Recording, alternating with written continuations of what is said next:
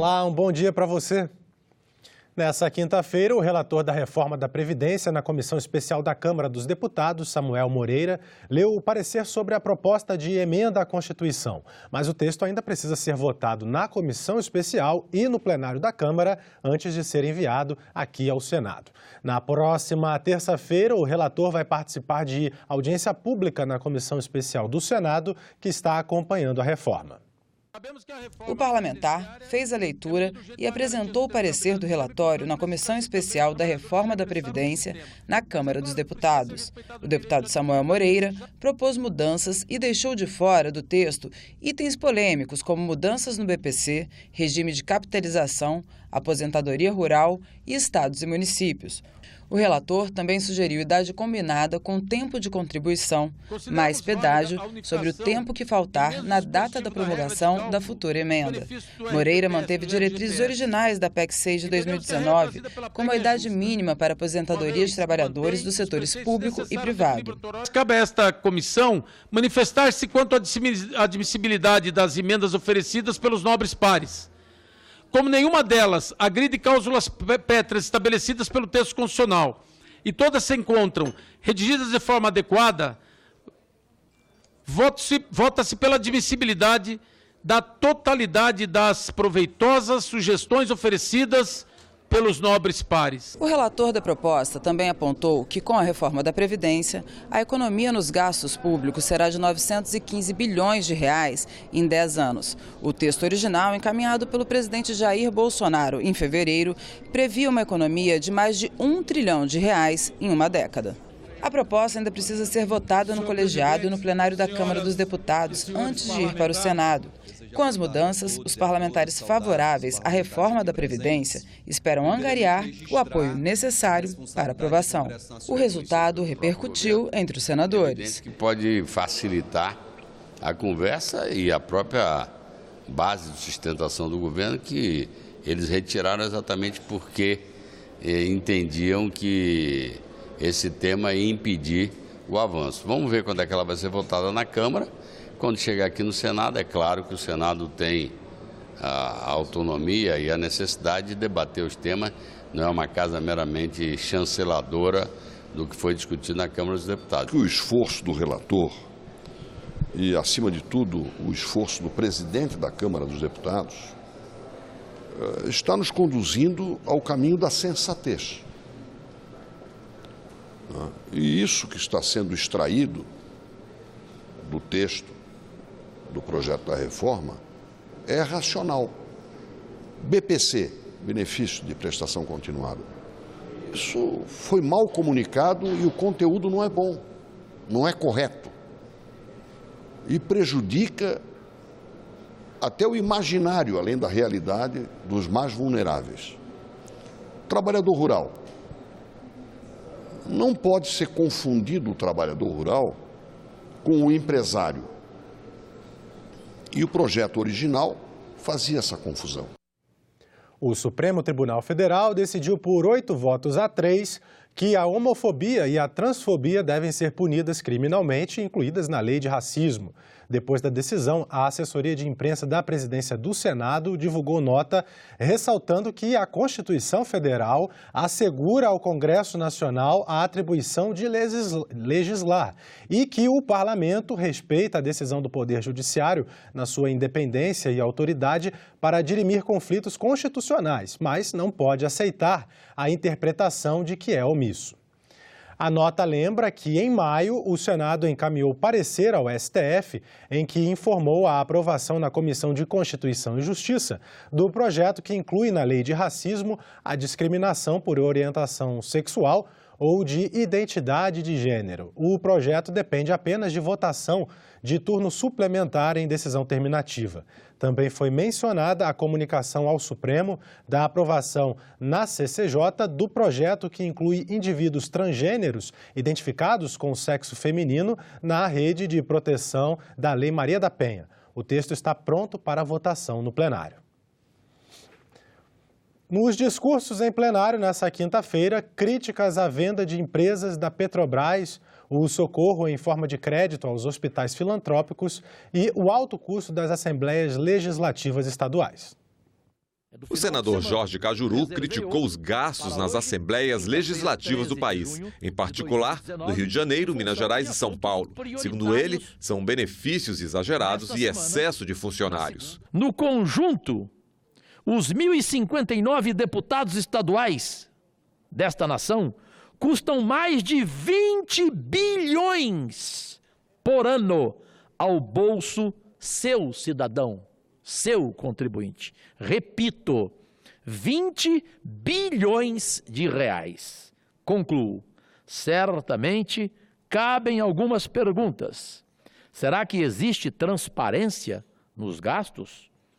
Existe alguma preocupação em reduzir o custo da máquina pública brasileira? Na verdade, nós podemos economizar reduzindo o número não só de representantes nas casas legislativas, mas também reduzindo o número de partidos representados nas casas legislativas, com uma cláusula de barreira que estabeleça um percentual significativo que reduzirá o número de partidos representados nas casas legislativas e, com isso, reduz fundo eleitoral, fundo partidário. Já o senador Lazier Martins destacou a linha de crédito anunciada pelo BNDES às Santas Casas e hospitais filantrópicos. Está sendo aberta uma linha de crédito para as Santas Casas do Brasil, com juros muito módicos, muito irrisórios, de apenas 9% ao ano,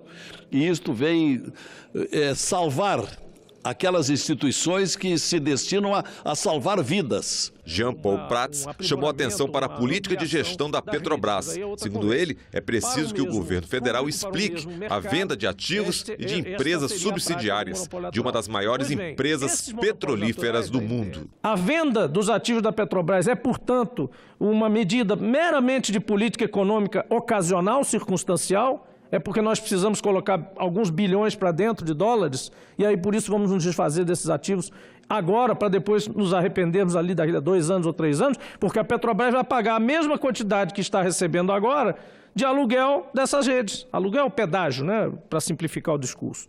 E Vossa Excelência está alertando ali na frente, quando o gás aumentar, quando a gasolina aumentar, quando o óleo diesel aumentar, não digam que Vossa Excelência não avisou. Não é possível que nós tenhamos essa riqueza aqui dentro do país e hoje a gente tem aí um combustível absurdo de caro. As pessoas hoje não têm condição de botar combustível na sua moto, entendeu? Basta atravessar aqui a fronteira, vai ali na Venezuela, você vê lá os centavos que custa uma gasolina. E aqui esse absurdo que é o combustível, o gás de cozinha e matérias-primas.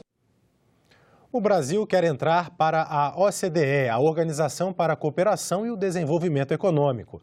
O presidente americano Donald Trump disse que vai apoiar o ingresso do Brasil na organização, mas exigiu que o país abandone o tratamento diferenciado concedido pela Organização Mundial do Comércio, a OMC, a países pobres e em desenvolvimento. A Comissão de Relações Exteriores discutiu o assunto nesta quinta-feira. O tratamento especial diferenciado permite que um país lance mão de tarifas mais altas para proteger sua economia. Na análise comparativa entre o que nós eventualmente obteríamos na OMC, em termos de tratamento especial diferenciado, que, como eu disse, é modesto ou quase nada, e os benefícios que advirão do ingresso do Brasil na OCDE, essa avaliação indica que o segundo é muitíssimo mais relevante do ponto de vista econômico do que o primeiro. Mas a exigência de se abandonar o tratamento diferenciado para ingressar na OCDE não foi vista como obrigatória por todos os participantes da audiência pública. Esses dois temas, OMC e OCDE, ou seja, mais especificamente, tratamento especial diferenciado na OMC e entrada ou não de um país na OCDE, não deveriam, em princípio, estar juntos. Nenhum país em desenvolvimento que faz parte da OCDE, de nenhum deles foi exigido abrir mão do tratamento especial diferenciado na OMC. É possível adotar um modelo como utilizado por Taiwan, que não solicitou sua mudança de enquadramento. Para Paulo Nogueira Batista Júnior, que já foi diretor do Fundo Monetário Internacional, o ingresso na OCDE é prejudicial ao Brasil. É um clube normativo, com normas que restringem severamente a aplicação de políticas de desenvolvimento que podem e convêm ao país como o Brasil.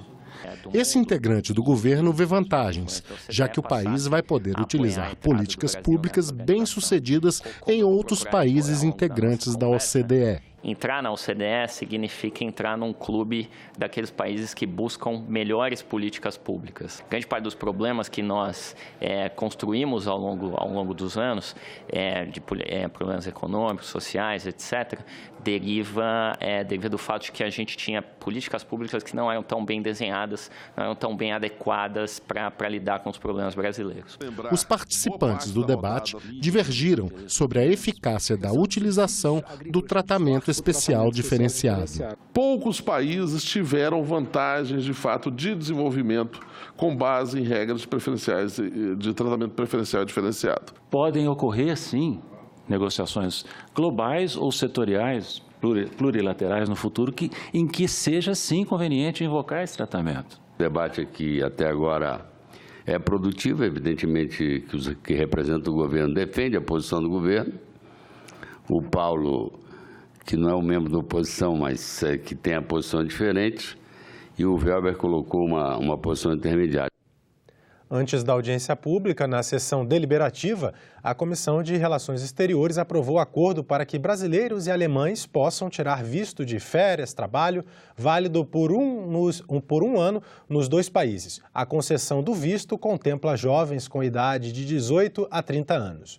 O acordo vai permitir a permanência do Brasil e na Alemanha para fins de turismo, com a possibilidade de exercer um trabalho formal. O Senado inaugurou nesta quinta-feira a exposição Marrocos, uma amizade mais que centenária. A cerimônia de inauguração celebrou a relação diplomática do país com o Brasil.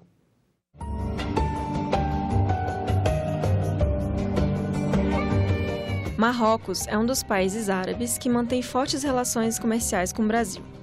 Para promover intercâmbio cultural entre os países, o Senado, em parceria com a Embaixada de Marrocos, lançou uma exposição. O embaixador de Marrocos no Brasil, Nabil Adgog, e o ministro dos Negócios Estrangeiros do país árabe, Nasser Bourita, estiveram presentes.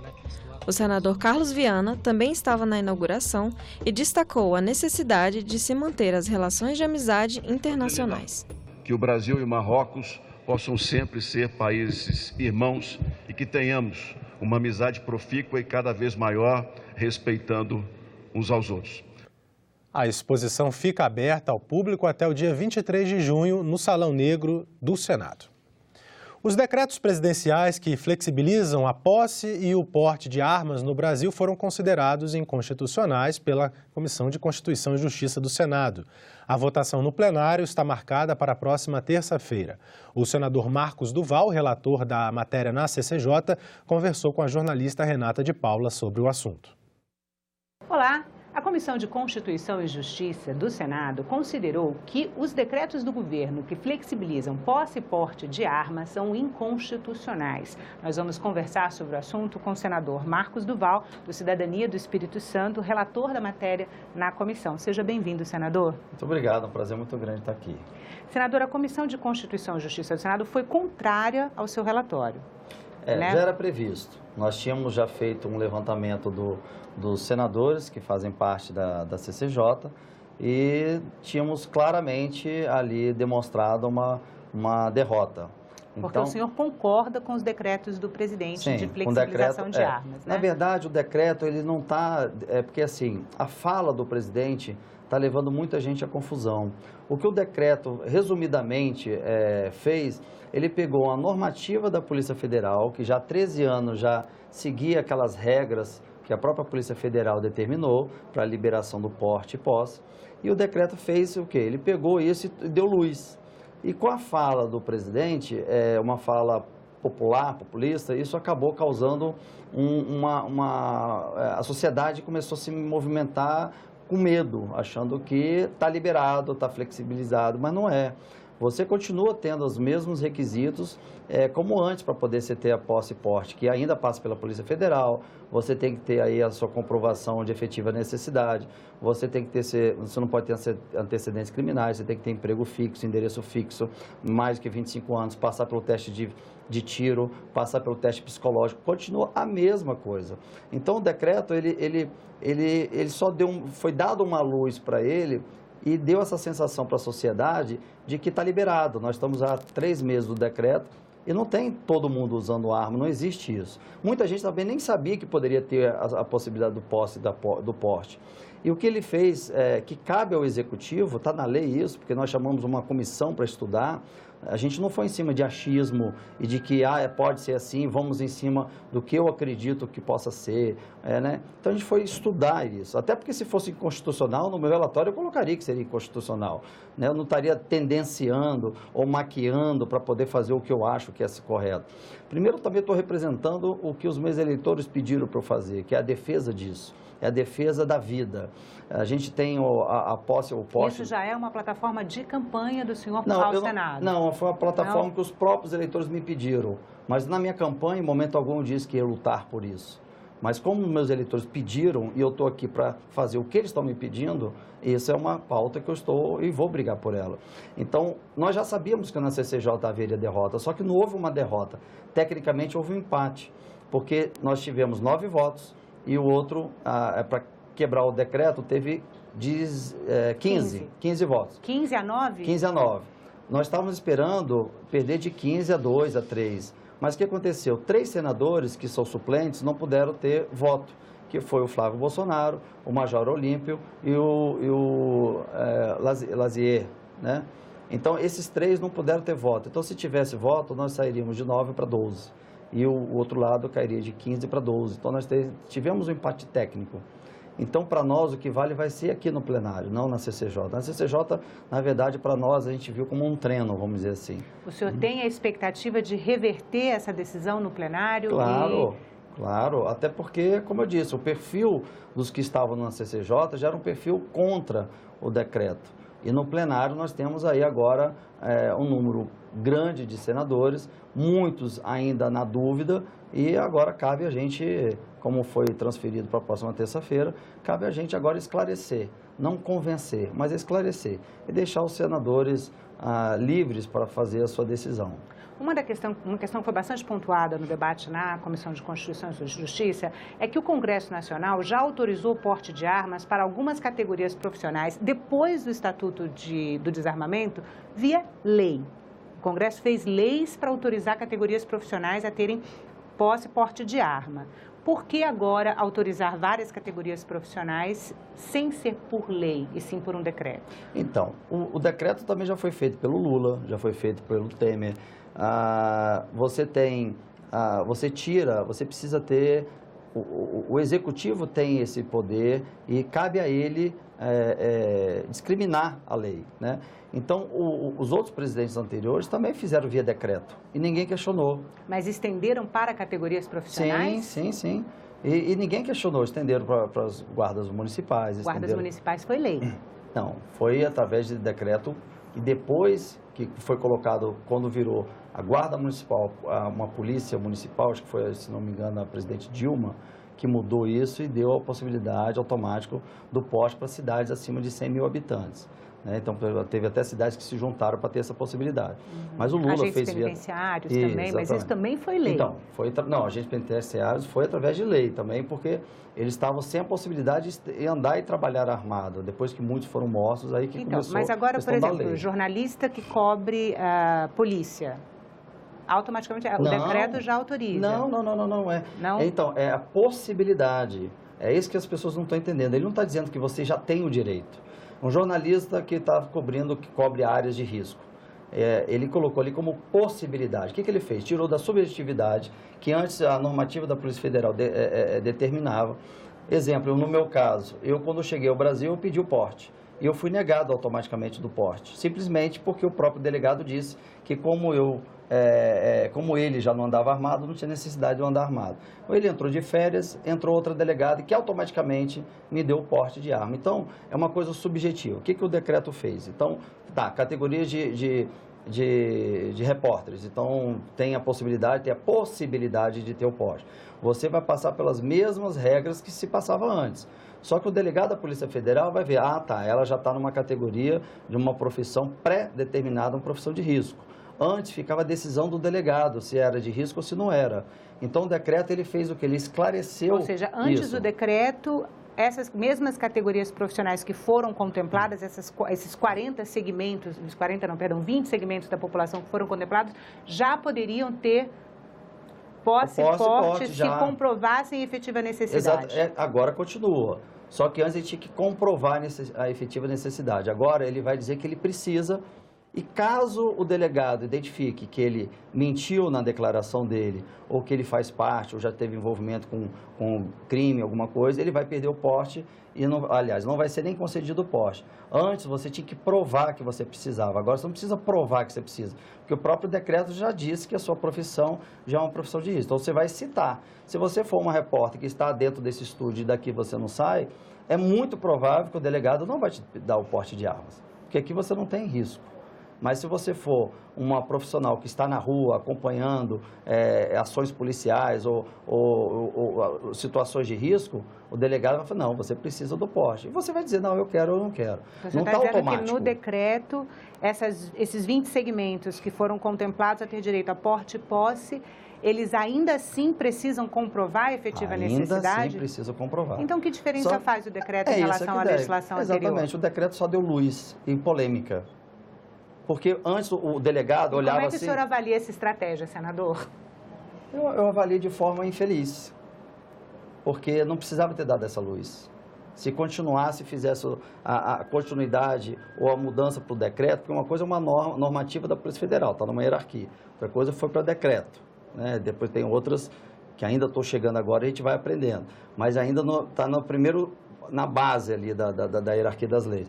Então, não fez nada demais, a não ser dizer, olha, delegado, essas profissões aqui, você já pode considerar de risco. Então, você tem uma pré-autorização. Então, o delegado não vai falar assim, será que repórter tem uma profissão de risco? Será que é? Um delegado de São Paulo pode dizer que é de risco, do Rio de Janeiro pode dizer que é de risco. Um delegado lá do Rio Grande do Sul pode dizer que a profissão de repórter não é de risco. Entendeu? Então, isso que acontecia no Brasil. Então, são realidades diferentes que o decreto ele veio esclarecer, foi o objetivo. Tirou da subjetividade, quer dizer assim, quem que pode? Como eu falei, o delegado do Rio de Janeiro falou, não, o repórter está sempre em risco, vai de colete, vai de capacete para as operações, não, ele tem que ter o porte. Aí o lado sul do Rio Grande do Sul falou, não, mas aqui o repórter não passa por isso, não vou dar o porte para ele. Então ficava nisso, cada um com a sua decisão. O decreto veio e igualou, pronto, repórteres podem, são concedido o porte. Você vai agora recorrer, fazer seu esclarecimento e vai dizer, não, mas você trabalha dentro do estúdio no Senado, você não precisa de porte e vai te negar o porte. Senadora, a gente teve algumas perguntas que chegaram pelas redes sociais.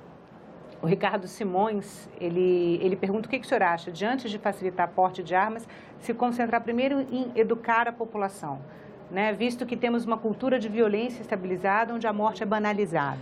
As pessoas estão entendendo errado também. Muito boa pergunta. Quando você fala de facilitar, primeiro não está facilitando. Está deixando objetivo essa questão de quem pode e quem não pode ter. A dificuldade de se ter permanece. Agora, isso não significa que está resolvida a segurança pública. Pronto, te dei uma arma, está resolvida a segurança pública. Não, ainda precisa investir em educação, precisa investir no projeto anticrime, que a gente tem que endurecer a lei, precisa ter mais vaga em presídio. Que o senhor é relator também. Também, precisa ter, então em todas as áreas precisam continuar seus investimentos, né? Ações sociais, projeto social, então, geração de emprego e renda. Então as pessoas estão confundindo tudo. Não quer dizer que a possibilidade que está me dando agora do delegado falar, poxa, agora o delegado reconhece que a minha profissão é de risco e está me concedendo arma, a segurança pública está resolvida. Porque nenhum lugar do mundo, isso eu posso botar de desafio, qualquer pessoa que está assistindo, qualquer lugar do planeta, nunca vai existir uma lei de desarmamento que vai tirar a arma do criminoso. Nunca vai existir um criminoso que vai chegar, essa lei, então toma aqui minha arma, eu vou devolver minha arma. Não existe. Criminoso é criminoso em qualquer parte do mundo. Ele sempre vai estar armado. A única pessoa que obedece à lei, que teme a lei, ela sim, a lei vai funcionar. Ela vai devolver a sua arma, porque aquela pessoa segue a lei. Então, se essa pessoa tem o direito de novo de ter a arma dela, as pessoas, mas ela vai passar para os bandidos. Se ela passar para os bandidos, um crime que ele cometer, quem vai ser preso vai ser essa pessoa. Porque a arma, o registro, está tudo em nome dela. É como se alguém pegasse o seu carro e batesse, matasse alguém. Vai levantar, a placa está no seu nome, no seu endereço, é você que vai ser preso. Né? Então, essa questão de, vai facilitar para bandido. Todas as armas que são usadas nos crimes são armas ilegais e vindo a gente fala, fronteira seca. Paraguai, aqueles países que têm liberação de arma. E chega aqui dessa forma. Mas a arma sempre uma vez foi legalizada. Claro, para ela sair da fábrica, ela era legal. Quando passou da fronteira, passou a ser ilegal. Então, não existe outro fator, assim, só para encerrar, provavelmente está avançando no tempo, mas é dizer o seguinte, eu pedi ao Ministério da Justiça, pedi também à Polícia Federal, se tivesse algum dado, alguma estatística de que alguém que recebeu posse ou o porte de arma se envolveu em crime. Não existe. É uma estatística quase zero, até informar que a gente não tem esse dado. Falei, então por quê? Nunca aconteceu? Deve acontecer raramente isso. Então as pessoas também estão achando assim, pronto, concedeu o porte para o Duval vai sair matando todo mundo, vai brigar no trânsito, vai atirar. Então isso também não acontece. Todo mundo teve a permissão do porte, porque são pessoas que seguem a lei, vão continuar seguindo a lei para sempre. Então vão permanecer cumprindo o seu dever de cidadão aqui no Brasil. Então não vai ter essa sensação de tiroteio em rua, porque isso também é uma falácia, não é verdade. Senador, muito obrigada pela entrevista. A gente conversou com o senador Marcos Duval, do Cidadania do Espírito Santo. Ficamos por aqui. Você pode rever as reportagens desta edição na nossa página na internet, senado.leg.br/tv. Muito obrigado pela sua companhia e continue sintonizado aqui na TV Senado.